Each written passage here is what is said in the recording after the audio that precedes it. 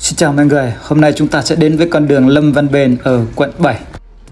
Lâm Văn Bền của chúng ta dài 1,5 km, bắt đầu từ Trần Xuân Soạn và kết thúc ở Nguyễn Thị Thập. Chiều rộng của đường là 16 m, tuy nhiên thì quy hoạch của nó sẽ là 20 m. Mặc dù chỉ dài có 1,5 km, tuy nhiên đây là một con đường rất đặc biệt, là điểm giáp ranh giữa 4 phường Tân Kiểng, Tân Quy, Bình Thuận và Tân Thuận Tây. Chính vì những đặc điểm này thế nên là Lâm Văn Bền từ xưa đến nay thì luôn luôn buôn bán sầm uất.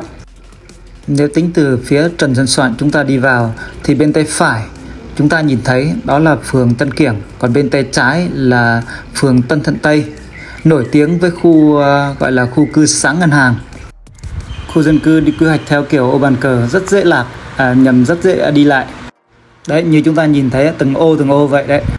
Đường ở đây thì có chiều rộng từ 16 đến 30 m. Giá nhà khu cư xá ngân hàng thì rơi vào khoảng trên dưới 200 triệu một mét vuông, tùy từng con đường. Bên tay trái chúng ta là con đường N11 rộng 30 m. Còn bên tay phải của chúng ta là trường cấp 2 Nguyễn Hữu Thọ. Mặt đường Lâm Văn Bền này thì giá đất của nó rơi vào khoảng tầm 250 triệu một mét vuông. Chủ yếu quy hoạch là ngang năm. Bên tay trái mọi người nhìn thấy là con đường số 17. Đường số nhưng con đường này là không có vỉa hè. Nó sẽ nối sang Đại học Marketing. Con đường 17 này thì không được rộng lắm, nó rơi khoảng tầm 6-7 m. Mình quay giờ này khoảng 7 giờ sáng. Đường cũng khá là đông, tại vì mọi người đưa đón các bé đi học. Tuy nhiên giờ này thì các cửa hàng cũng chưa mở bán nhiều.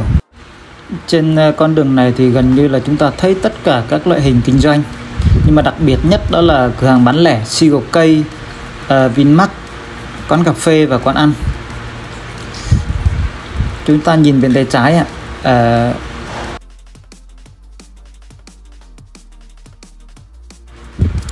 tới đây là bên tay trái đấy là chúng ta đã bước sang phường Bình Thuận rồi. Còn bên tay phải thì sẽ đến hết đường số 37 là chúng ta hết phường Tân Kiểng, bước sang phường Tân Quy. Chúng ta nhìn đèn xanh đèn đỏ phía trước đấy ạ. Tại bên tay phải là chính thức đã hết phường Tân Kiểng.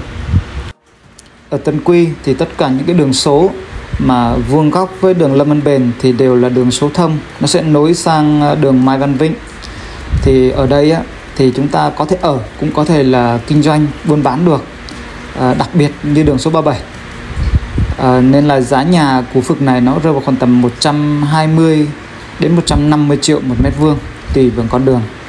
Còn trái với đường bên Tân Quy thì bên tay trái là đường phường Bình Thuận. Thì các con đường số này tất cả là đều đường số cụt, vậy nên chúng ta chỉ phù hợp với ở thôi ạ. Giá bên này thì nó thấp hơn, chỉ khoảng tầm 90 triệu, 100 triệu một mét vuông. Bên tay trái chúng ta nhìn thấy là trường tiểu học Nguyễn Thị Định. Sáng sớm nên là các bé được ba mẹ đưa đi học. Ở khu vực Bình Thuận và Tân Quy thì ngoài việc sử dụng bất động sản vào là kinh doanh mặt bằng hay là mở văn phòng, thì ở đây có một loại hình rất phát triển, đó là căn hộ dịch vụ. Căn hộ dịch vụ ở đây thì nó rơi vào khoảng tầm 6 đến 7% dòng tiền mỗi một năm. Tức là như nào? Là chúng ta ví dụ chúng ta bỏ ra 100 tỷ thì mỗi một năm chúng ta có doanh thu khoảng 6 đến 7 tỷ, đó là dòng tiền. Ở đây còn một số gia đình là người ta gom 2-3 lô lại, mỗi lô là 4 mét ngang, dài 18, thì 3 lô lại là 12 nhân cho 18. Thì chúng ta bên dưới là xây căn hộ dịch vụ.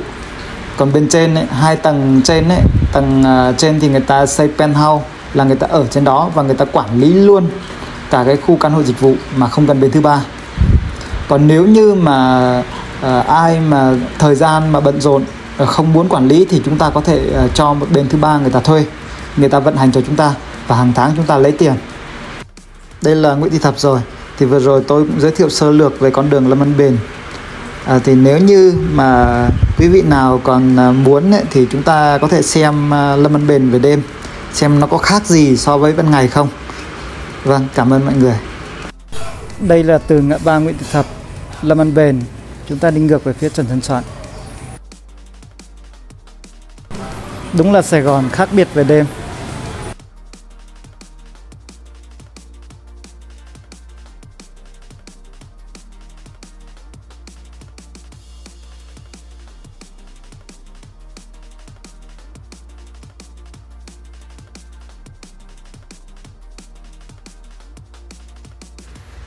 Ở đây nếu mà ai mà quan tâm mà nhà ở hay là mặt tiền, mặt bằng kinh doanh hay là căn hộ dịch vụ hoặc là đất trống ấy thì cứ liên hệ với anh em tôi qua cái số điện thoại tôi đang để trên màn hình nha.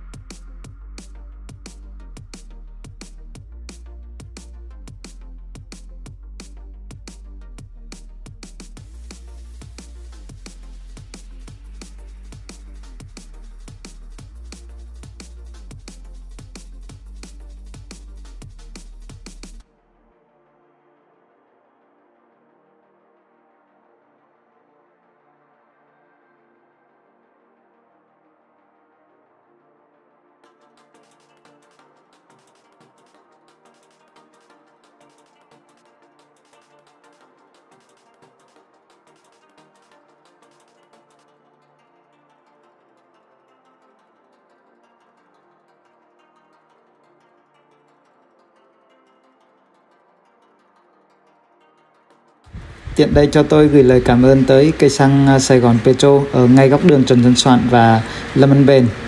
Mặc dù vừa rồi rất nhiều cây xăng là đóng cửa vì hết xăng nhưng mà Sài Gòn Petro vẫn mở liên tục.